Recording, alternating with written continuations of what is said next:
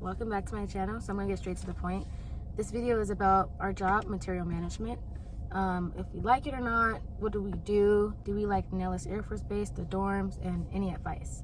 I'm gonna start off by asking Ashay, A1C Cepeda Parker, what do you do, or what do we do for our job? Do you like it? And then go into depth about material management as a whole. The way our AFSC is 2SX1. 2S0X1, sorry. I am A1C Cepeda Parker, or Ashay. The section that we work in is inventory. And we just, in ways it's like Amazon. Our job in a whole is like Amazon. We take account for the parts that are in the different warehouses, like the part stores or just the warehouse itself. I feel like that sounds dumb. Sometimes when we're finished with an inventory, we do ARs. ARs are additional research on an item to see what might have happened with it, why we're over or why we're short.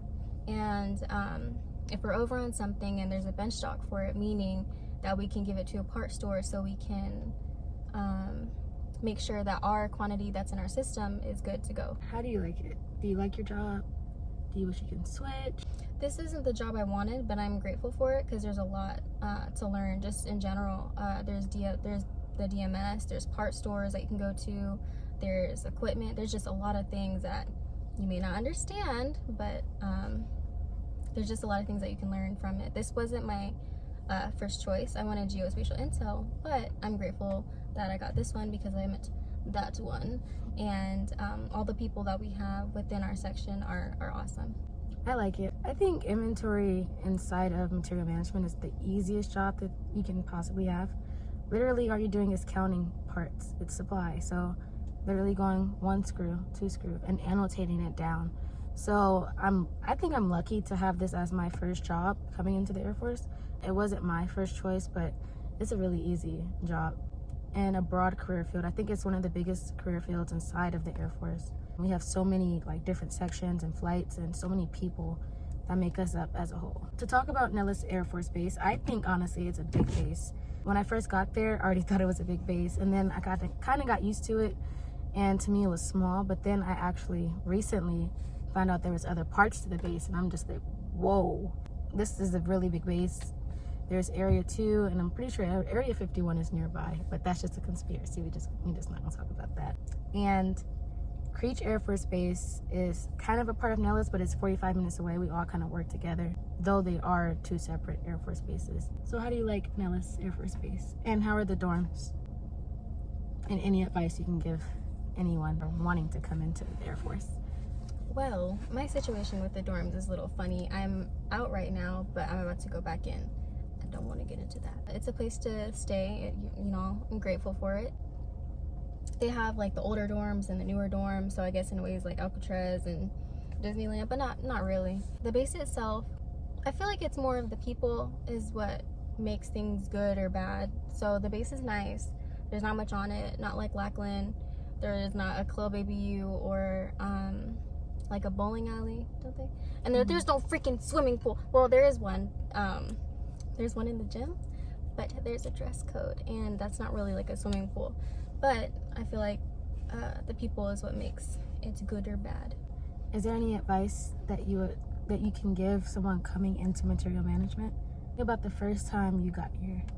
For me personally, I don't know if it's things that I wish I would have known, because regardless, you're gonna learn new things. But one thing that I will say is don't be afraid to ask questions. Like when I was in tech school, people would be like, you don't need to ask all these questions, blah, blah, blah. But it's my job. Like I'm just a curious person in general. So I just want to know what I'm doing, or I just want to know, there's a galaxy, there's a lot going on. But don't be afraid to ask questions.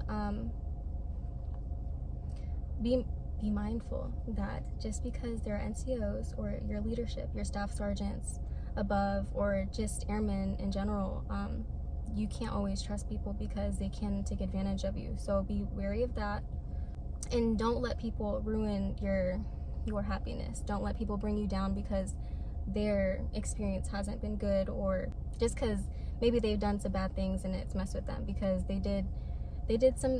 this person was not very kind to me when I first got here, and they were like, oh, you're gonna hate it, blah, blah, blah. And it did start to bring my mental down. I wasn't as happy. Don't let that affect you. One thing I wish I would have known is about, I guess in tech school, no, in basic training, they showed us these clips about how NCOs or senior NCOs would kind of lowball flirt with the airmen, and they would be like uncomfortable and stuff. There's a lot of little skits that we've seen.